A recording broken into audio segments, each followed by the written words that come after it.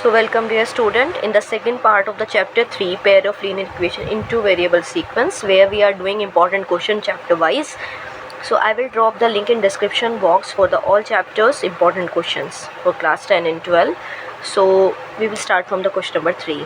Check whether the given equation is consistent or inconsistent. Given pair of equation को आपको consistent check करना है या फिर inconsistent है. ये consistent का मतलब solution exist कर रहा है या नहीं कर रहा है. exist करने की दो condition है, या तो एक solution exist करे unique या infinite solution exist करें.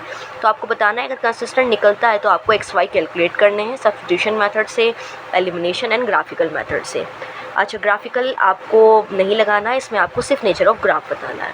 सो सबसे पहले हम देखते हैं कंसिस्टेंट है कि नहीं. So we will write down the equation 3x + 2y = 8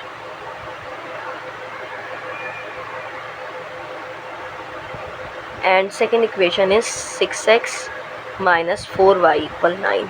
So how to check consistent? You remember the three equation. सबसे पहले हमें निकालने हैं ratios a1/a2 and b1/b2 and c1/c2. सो सबसे पहले निकालिए a1/a2. So 3/6 that is equal to 1/2, 2/4 - 1/2, 8/9. So we can see clearly a1/a2 is not equal to b1/b2. दोनों बराबर नहीं है, तो इसका मतलब that is unique solution. Unique solution means consistent. Unique means single solution will exist. So अब आप लोग को solve करना है both the equation using elimination method and substitution. सबसे पहले we will apply substitution method. So substitution method के लिए we will call them equation 1 and 2. First of all 3x + 2y = 8, 6x - 4y = 9. So equation 1 and 2 suppose करने के बाद आपको करना है किसी भी एक वेरिएबल की वैल्यू किसी इक्वेशन से पिक करनी है और सेकंड में रखनी है. सब्स्टिट्यूशन इसे ही बोलते हैं. सो इक्वेशन 1 से उठाते हैं y की value. So from equation 1 2y = 8 - 3x. So y = 8 - 3x/2. Now substitute value of y in equation second. 1 से आपने पिक की है then you will keep in second, और अगर सेकंड से पिक करेंगे then you have to keep in 1. So substitute value of y in equation second. In place of y you have to put this expression. So 6x - 4 × y. In place of y 8 - 3x/2 = 9. So now can I cancel this? So I'll be getting 2. So 6x - 16 plus 6x = 9. 12x = 9 plus 16 is 25. So x = 25/12. So put this value of x in equation. इसको name दे देते हैं जो y की expression हमने calculate की थी. Let us call it equation 3. Put x = 25/12 in equation third. So third में रखिए y = 8 - 3 × 25/12 divide by 2. So 3 4s are 12. 32 - 25/8. It will be 7/8 answer. So this is the method, that is substitution. Now the turn is of elimination method. Same question को आपको elimination से भी करना है.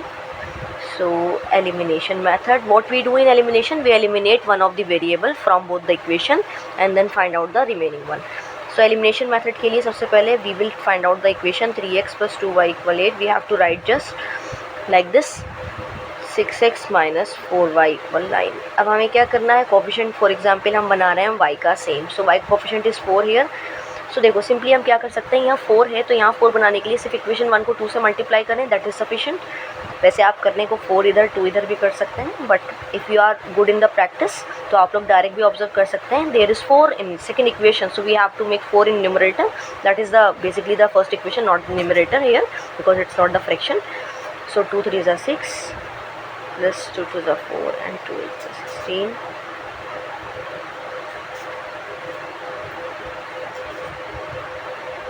x equal 25/12.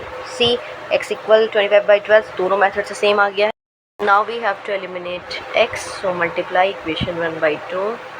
So 6x + 4y = 16, 6x - 4y = 9. Put a line here. और यहाँ पर हम कट नहीं कर सकते हैं क्योंकि हमें x को एलिमिनेट करना चाह रहे हैं. So we will change sign, minus plus minus, it will be cancelled. 8y = 7, so y = 7/8. So I got 7/8 by previous method also.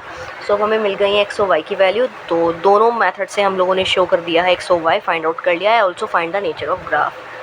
So nature of graph, अब आपको ग्राफ का नेचर बताना है. आप जानते हैं यूनिक सोल्यूशन के लिए लाइन इंटरसेक्टिंग होती है, तो आप लिखेंगे इंटरसेक्टिंग ग्राफ.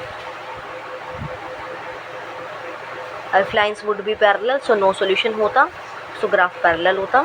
और अगर इनफाइनाइट सोल्यूशन होते हैं, सो graph will be coincident. So I hope you understood this question. So dear students, here is question number 4. A lending library has a fixed charge for the first 3 days and additional charge for each day thereafter. एक library है जो book land करती है, आप उससे उधार ले सकते हैं बुक, तो उसका अपना एक चार्जिंग सिस्टम है.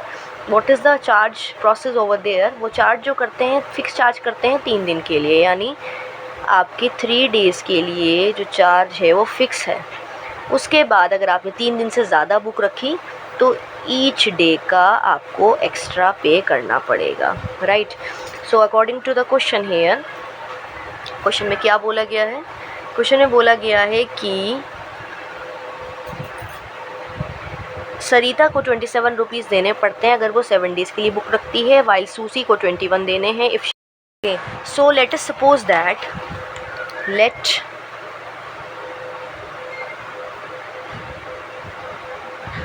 fixed charge